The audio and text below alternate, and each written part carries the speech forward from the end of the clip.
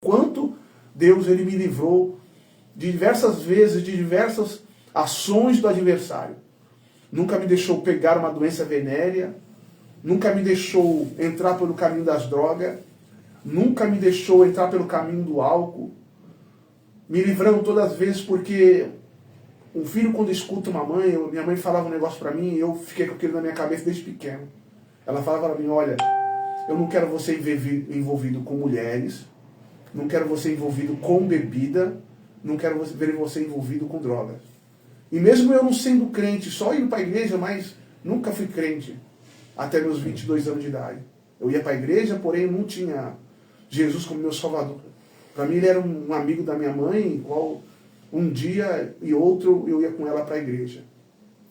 Mas todos esses tempos, quando eu me deparo com esse salmo, quando ele diz, eu amo ao Senhor porque ele ouviu a minha voz e a minha súplica.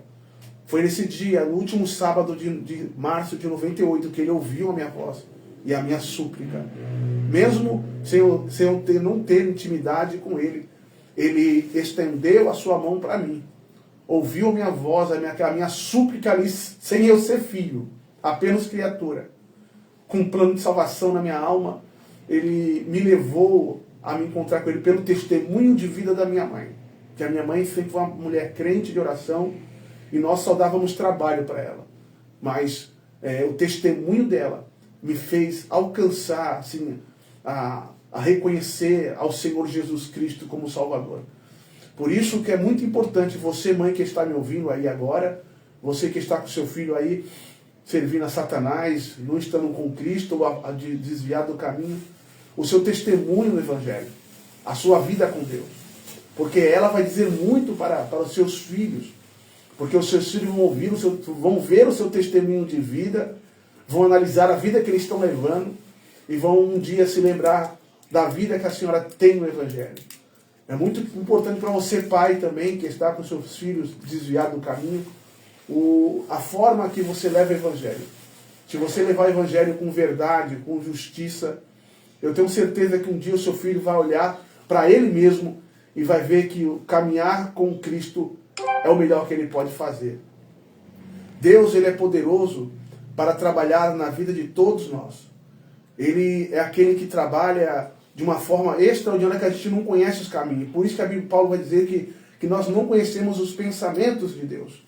Porque Deus tem caminhos que a gente mesmo não sabe aonde vamos chegar. Eu pensei que eu nunca ia dar em nada. Nunca ia ser nada. Nunca teria nada, nunca teria uma família. Mas Deus, ele preparou o melhor para mim. Porque ele inclinou, diz o versículo 2 aqui, inclinou para mim os seus ouvidos, portanto invocá-lo-ei enquanto viver. E uma coisa eu quero comigo, eu falo, Senhor, melhor do que o ouro, do que a prata, é andar contigo. Nunca permita que eu saia dos seus caminhos. O homem é fraco, o homem é frágil, mas o Senhor é forte. O Senhor é poderoso. Não existe homem forte diante do inimigo, mas Deus é o Todo-Poderoso que nos mantém de pé. Então, minha adolescência, eu passei longe do caminho do Senhor, até meus 22 anos. Quando eu falei aqui, eu me encontrei com o Senhor.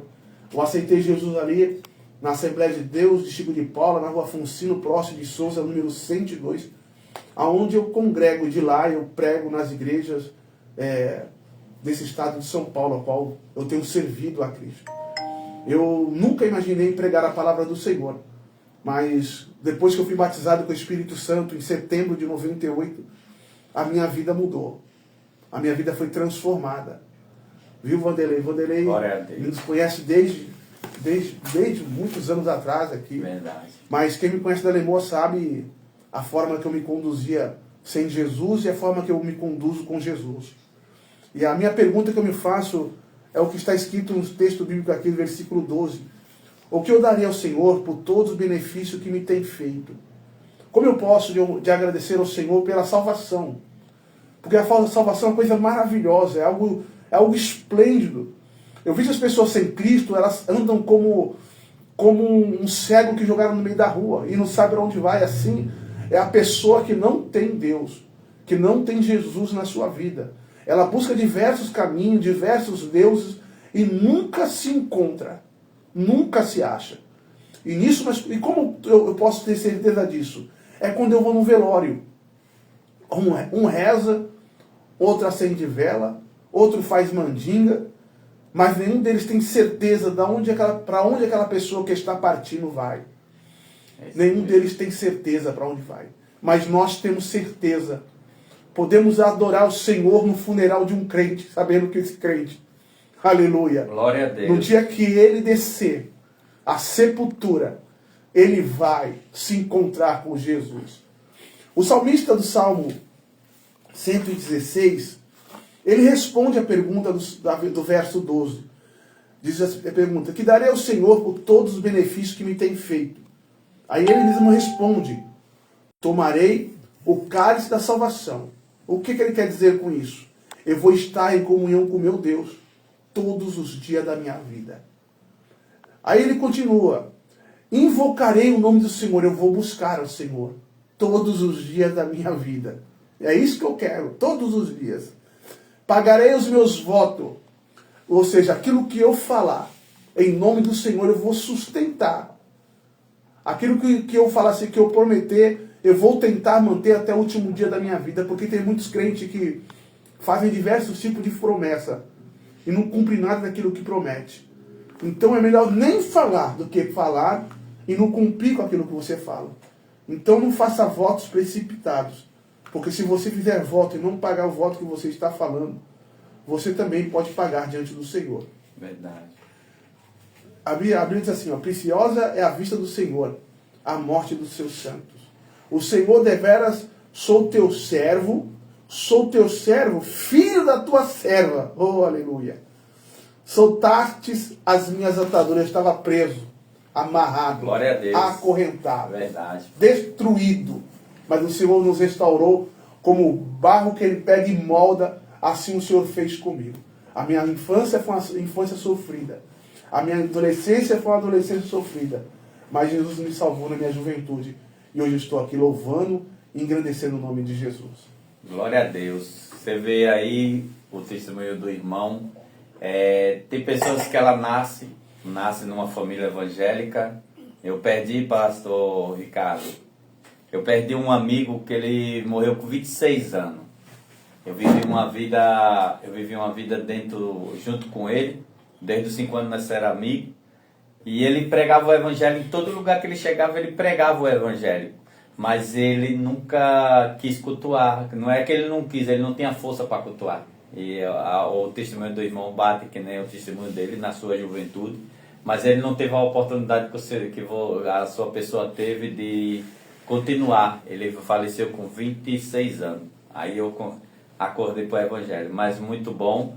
Uma palavra maravilhosa, um testemunho que na verdade eu conheci a sua pessoa, mas não conhecia por isso que é bom o legado da pessoa, por isso que é bom a história, trazer um pouco da história, que às vezes nós vivemos com as pessoas ao nosso redor, nós não sabemos um pouquinho da história dele, né? Não sabe, e Jesus é bom, Jesus é maravilhoso. Eu achei que o senhor tinha uma história lá do começo, nasceu, cresceu, viveu, mas teve um momento que, é por isso que a Bíblia diz que é bom, né, apresentar no seu momento. A Bíblia diz: ensinar o seu filho no caminho, né?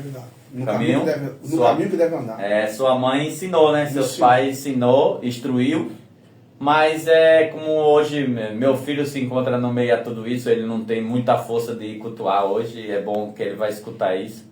E bom é que Jesus teve a misericórdia de dizer que a palavra estava plantada. E ele não perdeu, né? O que Cristo diz, o que eu acho, o presbítero Ricardo, evangelista, que ensinar o seu filho e ele se desviará, mas ele lembrará. Ó, o bom é que o irmão lembrou, né? Um dia eu lembrei. Eu lembrando ainda mais, um dia no Casqueiro, que uns jovens cercaram a gente tudo armado. E eu pensei que ali era, meu Deus, eu vou morrer aqui. De repente, passou uma jovem, e eu acompanhei aquela jovem, e eu passei no meio deles, eles não me viram. Eles não me viram. Eu passei no meio do pessoal, tudo armado. Glória a Deus. E eles não me viram. Mas quando eu cheguei em casa, eu tinha uma mãe que estava orando. Então tudo isso ficou marcado na minha mente. Mesmo eu não sendo crente, eu ali afastado de ir para a igreja, eu vi o quanto Deus me livrou diversas vezes. Diversas vezes. De afogamento, quase morri afogado 2 vezes.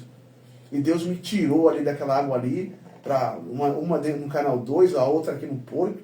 E Deus me resgatou ali, eu ia morrendo afogado, mas Deus me tirou. Glória a Deus. Então, pastor Vanderlei, a nós que temos mãe crente e quem não é crente, não sabe o valor que tem uma mãe de oração, uma mãe que ora, que busca o Senhor. Porque quando a mãe ela é crente de verdade, serve a Jesus de verdade, ela, sem dizer uma palavra, ela passa lições pra gente. Verdade. Passa lições. Minha mãe trabalhava de manhã, de noite, mas quando ela chegava, ou ela ia para a igreja, ou ela ia dobrar o seu joelho para orar, para buscar o Senhor. Fala de um culto, né?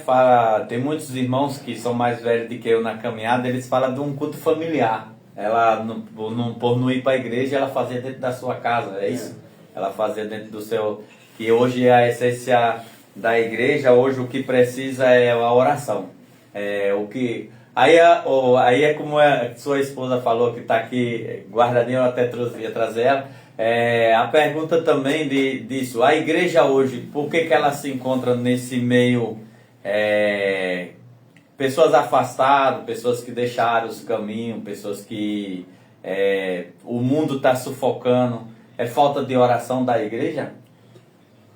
Olha, Jesus falou que no final dos tempos o amor de muitos esfriaria. Boa. O amor de muitos esfriaria. A igreja, Verdade, a igreja, de uma forma geral, ela está se tornando uma igreja mecânica. Uma igreja que não tem, parece que não tem muito prazer de ter uma intimidade com o Espírito Santo. É isso mesmo. E para ter intimidade com o Espírito Santo, as pessoas têm que largar o mundo. E quando eu digo largar o mundo, hoje todo mundo está viciado em ficar com o celular na mão. Ficar ali o dia todinho ali com esse celular na mão e estão perdendo as coisas básicas da fé. Hoje os ciclos de oração estão quase todos fechando. Poucas irmãs estão querendo orar, buscar o Senhor. Está todo mundo em busca da tal felicidade na terra. Todo mundo querendo ficar rico, buscar as coisas materiais. E esquecem o essencial, que é a graça, a fé e comunhão com o nosso Salvador Jesus Cristo. E sem essa capacidade de entender que é necessário ter uma vida de oração, uma vida de consagração, uma vida de entendimento das Escrituras, as pessoas elas vão perdendo essa capacidade de estar com o Senhor. E é por isso, Vanderlei, sem oração, sem consagração e sem entender a Escritura, porque quanto mais tempo vai chegando perto da volta do Senhor, mais parece que as pessoas vão se afastando de Jesus para se cumprir a palavra do Senhor. No dia do arrebatamento, eu fico olhando, meu Deus do céu, o que será da igreja um pouco antes do arrebatamento? Eu não sei quando é que vai ser, mas o que será da igreja? Do jeito que estamos caminhando aí, uma igreja cheia de popstar. Isso. Mas de poucos homens. Reconhecimento, né? As pessoas querem vanglória, querem... Mas aí não se cumpre aquela palavra, pastor Ricardo, que no tempo de Salomão, né? Que Deus disse, se andares comigo, eu andarei contigo. Aí vem Salomão, começa a mudar as suas estaturas, por causa que hoje nós temos mulheres, né, na frente. Não vou dizer sobre aquela... Mas as mulheres ali mudou o foco do rei um pouco. Mudou a história do rei um pouco. E o rei ali chegou a um ponto de se prostrar, né? Você diz o quê? Da apostasia de Salomão? Chega a um ponto dele entregar suas forças às mulheres, né? Como nós vai lá em Ageu 31, Provérbios 31 diz assim, não entregar suas forças às mulheres, nem ser dada a bebida forte. Aí tu pega, eu trago um pouco a história de Salomão no meio a tudo isso. A igreja hoje não está vivendo esse período de Salomão, nesse momento de apostasia? Olha o seguinte, quando o líder é um homem de Deus, a igreja provavelmente será uma igreja de Deus. Porque se a cabeça está sadia, o corpo também vai ficar sadio. Isso daí. Mas se a cabeça está doente, o corpo todo adoece. Então é muito importante uma igreja ter um pastor homem de Deus. E busca o Senhor. O que aconteceu no período dos reis era um negócio comum, os casamentos por alianças de território. Isso, ali então, todos os reis casaram com mulheres de outras nações, de outras tribos, para fazer acordos em alianças. Davi fez isso também, Salomão fez isso. Salomão que foi o que mais fez isso. É o que mais fez. Tanto é e que o que mais sofreu, né? Foi o que mais sofreu. O que aconteceu com Salomão é que Salomão, ele ficou tão exaltado, ele teve tanta riqueza, tanta glória, que parece que ele estava se sentindo um semideus. Essa é a questão. E quando você começa a subir muito, a queda é maior. Isso é verdade. A maioria dos... Olha só o que acontece em Judá. Diz a Bíblia o seguinte, veio o rei Davi, homem de Deus, veio o seu filho, Roboão, que era mais ou menos, só que Roboão era filho de uma mulher estrangeira. Não foi um bom rei. Depois entra outro rei, entra o rei Josafá, era filho de uma mulher judia. Então, ela fez seu filho servir ao Senhor. Todos os filhos que assumiram o trono de um rei, e que era tinha a linhagem, ele serviu ao Senhor. Os filhos que não tinham a linhagem de Judá, eles não serviram ao Senhor. Então, quando há esse casamento misto entre um servo de Deus e uma pessoa que não é de Deus, ou seja, se uma mulher de Deus casar com um homem que não é de Deus, a tendência dos filhos, na maioria, é se perder. Se um homem de Deus casar com uma mulher que não é de Deus, a tendência dos filhos também é ficar meio atrapalhado pelo caminho. Isso aí. Foi isso que aconteceu no reino dividido. O reino dividido, quando o filho era filho de uma mulher judia que servia a Deus, o filho também que servia a Deus e era um bom rei. Quando o filho era filho de uma mulher que não era judia, a tendência daquele filho ou era se apostatar de vez, ou era fazer Israel os cultos mistos. É o que Salomão fazia. Ele servia a Deus de um jeito e queria também servir aos deuses do Egito, os deuses cananitas também. E é por isso que ele se apostatou. Ele começou a se inclinar diante das mulheres, as mulheres começaram a conduzir Salomão. O homem perdeu a sua força. Perdeu sua força. E as mulheres começaram a conduzir o reino. E essa é a igreja hoje, em termos disso, como o senhor falou de ser um homem de Deus e não ser um homem de Deus, em termos da questão, a igreja hoje tem muitas lideranças só por ser amigo, ou só por ter um poder de aquisitivo e não tem a presença, que a presença é a palavra, um bom obreiro, um bom ensinador, ele seja temente a Deus, bom em exortação na palavra, ter conhecimento. E hoje tem muitos obreiros que foi colocado despreparado, é por isso que a igreja está meio desandada, em termos, não está perdendo, porque tem muitos ainda remanescentes. Não estou dizendo total a igreja, mas a igreja um pouco, ela entrou um pouco a história, como o senhor falou, da história do mundo.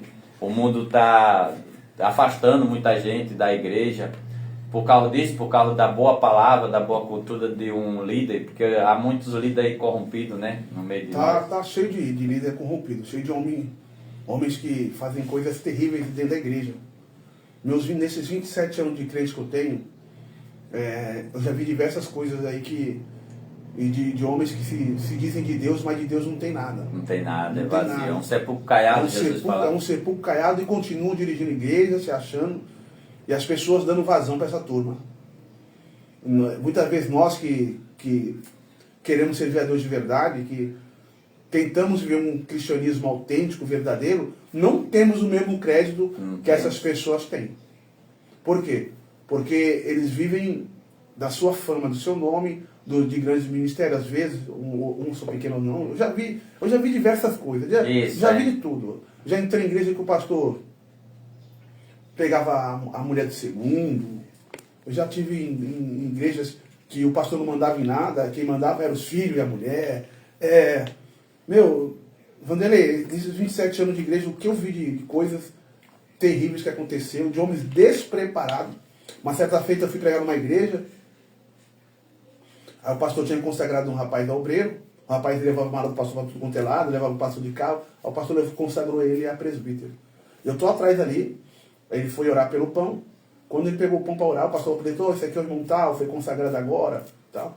Aí deu para ele a bandeja de pão, em vez de ele orar, ele perguntou, pastor, como é que se ora pelo pão? Meu Deus. No momento da ceia, no momento do... A igreja é grande, a igreja está cheia. Como é que a senhora... Eu perguntei para mim, como é que um pastor consagra Uma pessoa que não sabe nem orar pelo pão? Nem orar pelo pão. Ele não prestou nem atenção no que os outros faziam, não participou nem de duas ceias para ver como que era. Ele não prestou atenção, ele não participou nem da escola dominical para novo convertido. Meu Deus, é isso que a igreja está assim. Porque a coisa básica da vida é oração. É isso. Tem pessoas que vão orar no púlpito. Eu vejo lá o pastor falar assim, ó, irmão, ora pela oferta. Aí o irmão vai orar pela oferta e começa a orar. Senhor Jesus Cristo, vai na casa do João, vai na casa da Maria, vai na casa de não sei quem.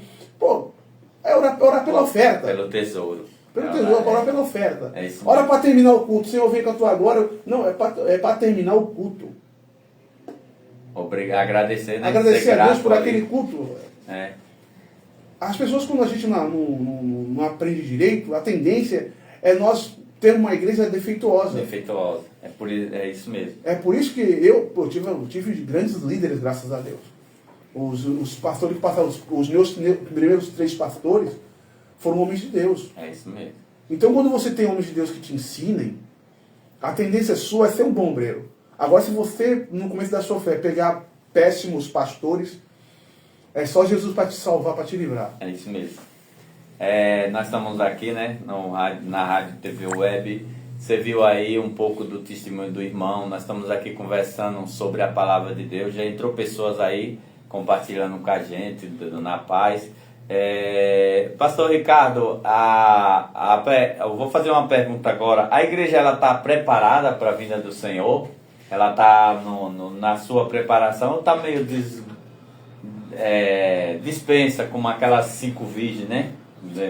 As 5 loucas ali que estavam no meio disso tudo aí? Porque a pergunta é sobre a briga, né? Vamos dar a resposta sobre isso. Existe 2 conceitos de igreja. Que é a igreja triunfante e a igreja militante. A igreja triunfante é a igreja que vai ser salva. A igreja militante somos nós que estamos aqui, pelejando. Lutando para ser salvo. Essa conversa de uma vez salvo, salvo para sempre, isso não existe. Não é.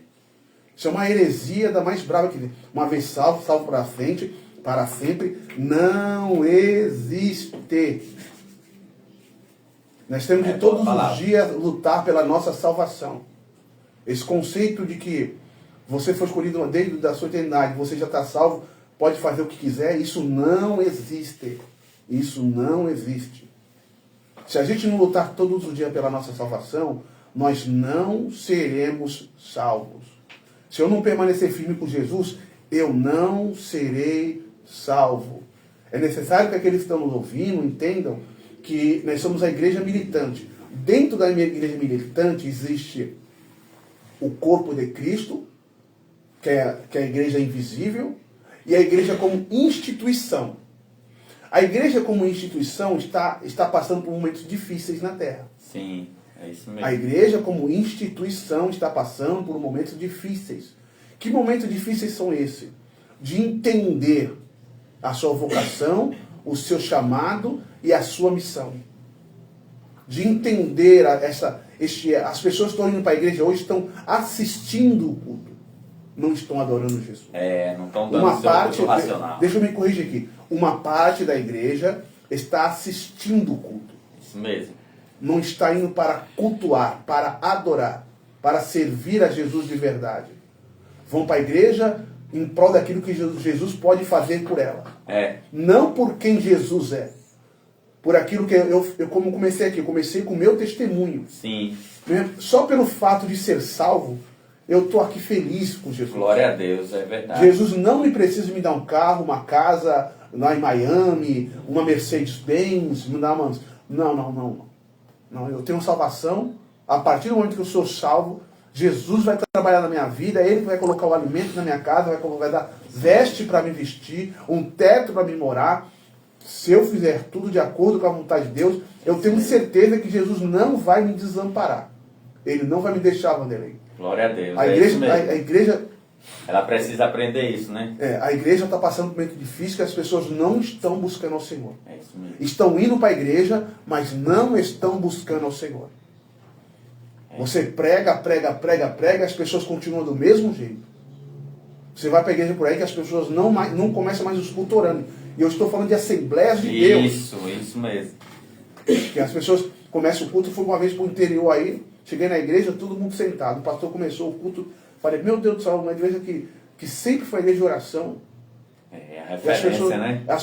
A referência da Assembleia de Deus, das igrejas pentecostais, é a oração. Deus é a luz, o Brasil para Cristo. Todas as igrejas de cunho pentecostal, a base dessas igrejas sempre foi oração. Sempre foi evangelismo, sempre foi palavra. Outro dia uma irmã disse para nós assim, esse negócio de evangelizar, isso já é muito antigo. Meu Deus. Isso não serve mais. Eu falei, por isso que a igreja está do jeito que está. Dispensa, né? Não falou que isso não adianta mais, não tem mais funcionalidade, e que hoje as pessoas já estão ouvindo o evangelho através de, como estamos aqui no podcast aqui, e que não precisa mais ir para a rua falar de Jesus. Entregar um panfleto, falar que Jesus ama ela. Então, a igreja como instituição está cada dia mais passando por um momento difícil. Não digo todas, existem diversas igrejas de Deus. Sim. Mesmo eu já fui em ciclo de oração que a tampa da chaleira, como diz, a tampa da chaleira voa. Isso. Tu percebe Deus no local. Como já fui em lugar que eu não quero nunca mais voltar. É isso mesmo. Então, vai depender muito do pastor, como eu falei. Se a cabeça da igreja está sadia ali, se o pastor está em conexão com Cristo, essa igreja vai bem. Vai bem. Agora, se o cabeça ali não estiver muito conectado com Cristo, se ele estiver pensando nele, somente no seu ministério, não estiver pensando na igreja como corpo de Cristo, de cuidar das ovelhas, de rebanhar, de trazer as pessoas para Cristo, para a oração, para a consagração, para se encher do Espírito Santo, esta igreja está mal. Isso aí. Estamos aí ouvindo a programação Unis Rádio TV Web, Programas Unidos em Cristo. Nós vamos entrar em um louvor, podemos entrar no louvor aí, e daqui a pouco nós voltamos. Tu viu aí o testemunho, como é bom um pai e uma mãe falar do amor de Deus dentro da sua própria casa. Contou o seu testemunho, conta um pouquinho da história da igreja. Pastor Ricardo, eu vejo a história da igreja também, nós vamos voltar a conversar sobre isso. A última palavra que o senhor trouxe, como virão se não tem quem pregue? Então ela esqueceu essa essência, a pessoa esqueceu essa palavra, né? Como virão se não tem quem vá lá, leve? E o ID de Jesus, né? Eu estou vendo, Vanderlei, nesse último tempo, Deus mandando diversas pessoas em diversos cantos da África. A África está se levantando aí numa forma grandiosa na pregação da palavra. Isso. Mesmo sofrendo perseguição. Outro dia entraram numa igreja na Nigéria, o Boko Haram, e incendiaram a igreja com todo mundo dentro. Então. E os crentes continuaram lá dentro, diz que os crentes continuaram lá louvando ao Senhor até a sua morte. Glória a Deus. E nós aqui não passamos nada. Nada. Eu vejo um monte de gente, de jovem crente aí, se enchendo de depressão. Ai, meu Deus, estou sofrendo. Não sabe o que é sofrimento. Não sabe o que é dor. Se nascesse no final dos anos 70, que nem eu, que tive que, com 9 anos, trabalhar para ter o que comer, ia ver o que é sofrimento. Quando eu ganhava um tênis, podia ser usado como for, eu ficava feliz. Glória a Deus. Podia ser com um buraco lá no fundo, mas eu ia ter o tênis para vestir. É isso mesmo. Hoje a juventude não sofre do jeito que nós sofremos, não sei como é que foi a sua vida. Eu sei que a minha, eu tive que trabalhar desde pequeno. Eu falo assim, não cortando o senhor, mas eu falo assim, falo para meus filhos, vocês estão na bênção, vocês nasceu no momento de bênçãos. Eu acho que a oração lá da igreja lá atrás e os recursos que trouxe, hoje nós vivemos na bênção. Hoje é prosperidade em cima de prosperidade. Não precisa nem pregar a palavra sobre prosperidade. É aquilo que o senhor falou. O momento da igreja. Hoje eu falo para meus filhos, vocês têm tudo. Para eu ter um calçado bom, para eu ter uma comida boa. Meu avô era um cara bem de estabilidade, só que nós não só vivíamos com o nosso avô, nós vivíamos com a nossa mãe, com o nosso pai, que era menos a estabilidade. Para o senhor ver que minhas tias saíam daqui de São Paulo, levava roupa usada, e para nós aí chegar lá nós dizia que era nova. Oi? Um tênis novo, e era tudo do bazar. Quando tu vai vindo para São Paulo e tu vê, hoje você leva para lá hoje, pro Nordeste, ninguém quer, porque hoje é um momento de prosperidade. A igreja ela é rica, o mundo é rico. Só que aí o mundo tá pobre. É carente de Cristo, né? É isso aí, esse lado aí ela é pobre. É pobre de Cristo. Ela é rica em matéria, mas pobre de espírito, né? É como diz lá em Apocalipse, né? No capítulo 3. Vou deixar... Pode dar. Quer deixar a palavra para quando nós vier? Isso, pode ser. Irmã, entra um louvor aí, ele vai entrar com a palavra, e você que está escutando a gente aí, nós vem com a palavra aí pro seu coração, ó. Ele vai trazer uma mensagem pro seu coração. Deus tem uma palavra nessa tarde de hoje, já falou com você nessa tarde de hoje.